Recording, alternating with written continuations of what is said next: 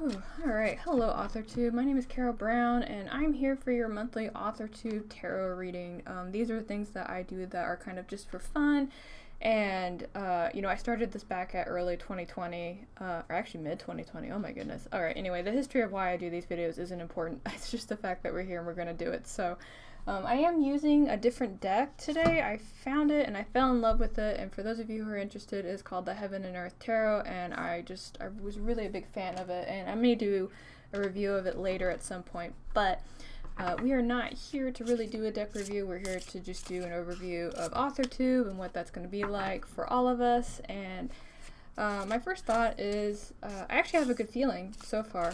Last month I had kind of like a serious dour feeling. I think that had to do with NaNoWriMo and all of us pushing ourselves to our limits and a little bit beyond, but I just have a good feeling about this. So anyway, we're going to go ahead and pull these cards. So I'm going to put that right there where you guys can see it. So the first card that we're going to pull is the Current Self, and the Current Self is the inverse Two of Swords. So this is interesting. So the Two of Swords usually represents having to make a good choice or a planned choice, where the inverse is about not doing that at all. In fact, we're kind of recklessly making choices and not really pushing forward in a way that's logical for us. Think of it kind of like you want to get published and you're going to kind of skimp on the editor and get your book out there, and then you've got a book out there, sure, but you got it out there with typos. So for some reason when I see this card and I think about Authrortube, I feel like there's some kind of like there's a push, there's an urgency that's going on. And if you are under that that pressure or that sensation, ask yourself why. Is it because you see other people doing stuff, or is there somebody telling you that you have to do more?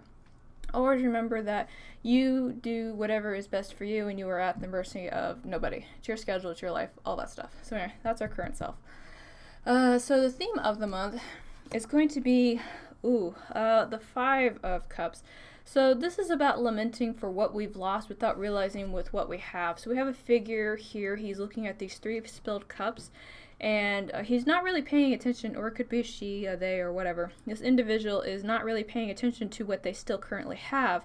So this is kind of like an emotional card, but when I think about it, I think of it more like like when I was 20, I could do this, and now I can't do it anymore. Well, none of us are 20 anymore, so the things that we could do when we were 20 aren't the same. But at the same time, we're also in a place where the things that we can do now aren't things that we could do when we were 20. So that's what we're doing. We're doing a lot of self-comparison, and just be careful with that, because there's doing reflection when you're kind of making benchmarks for where you want to be, but there's also that kind of danger comparison game where we focus on too much of what we could have been or what we should be, and we're not focusing on what we are right now. So if you are in this place, just know that it's not really as bad as you think it is. What is it? I'm getting something else. I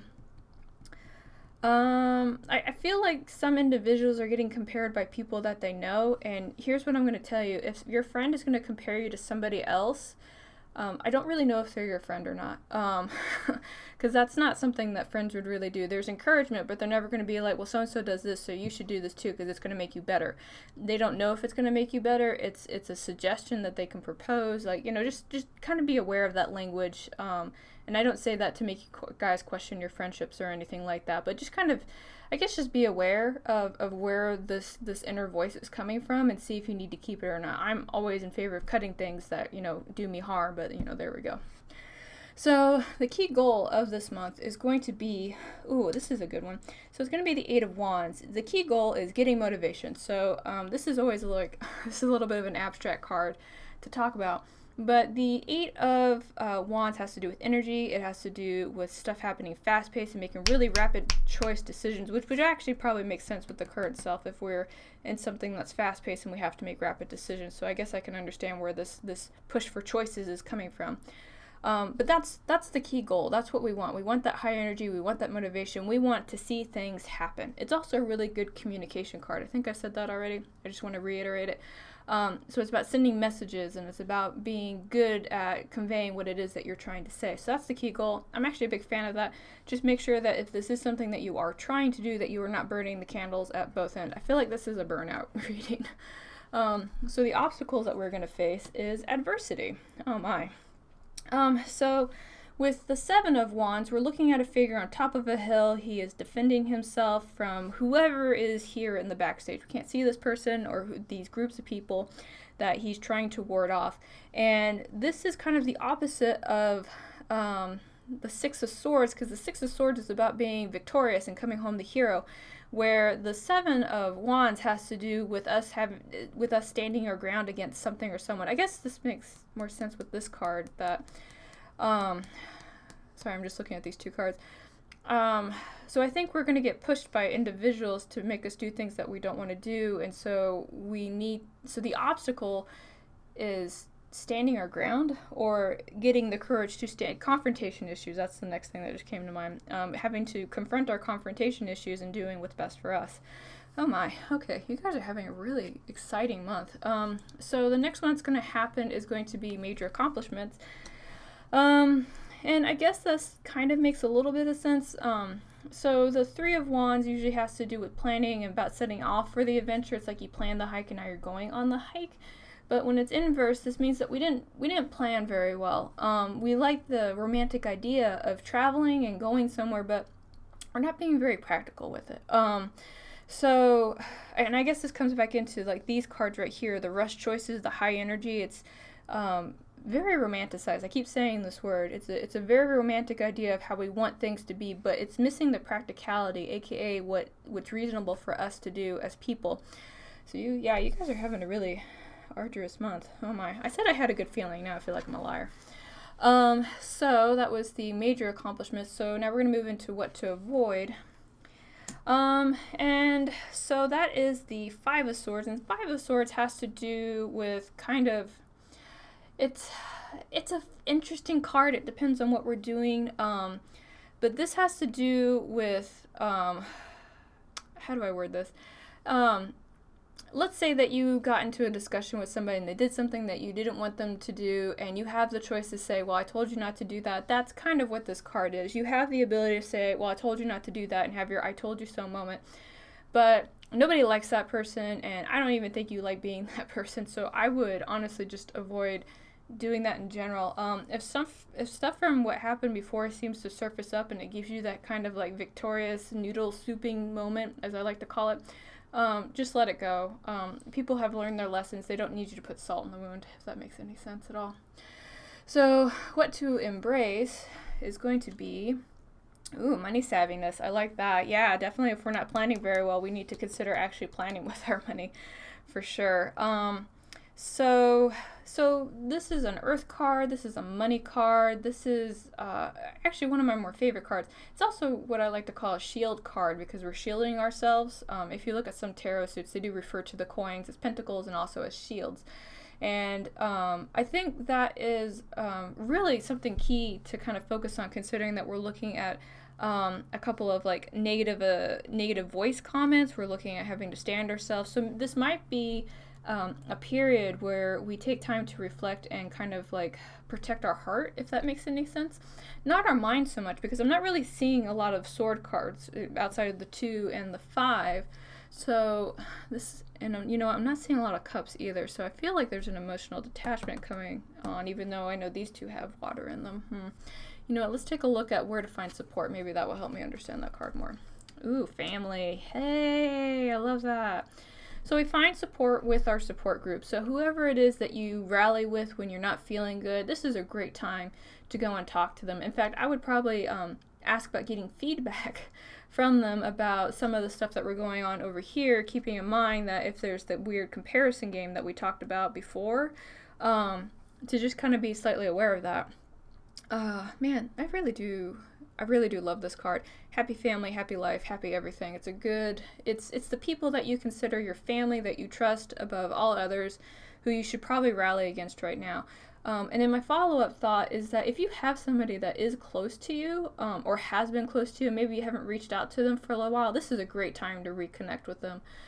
Go talk to them, catch up, find out what's what, see what they're doing, maybe make plans to go hang out if you can, wherever it is that you are. I know that in some places, there's restrictions due to kind of like what's going on in the world right now, but yeah, that's a really good card. I highly encourage that. Yeah, definitely go see your folks. And the last one is going to be advice and encouragement. So that's a fun card to pull for that. So the Five of Pentacles is interesting because it's kind of being left out to dry.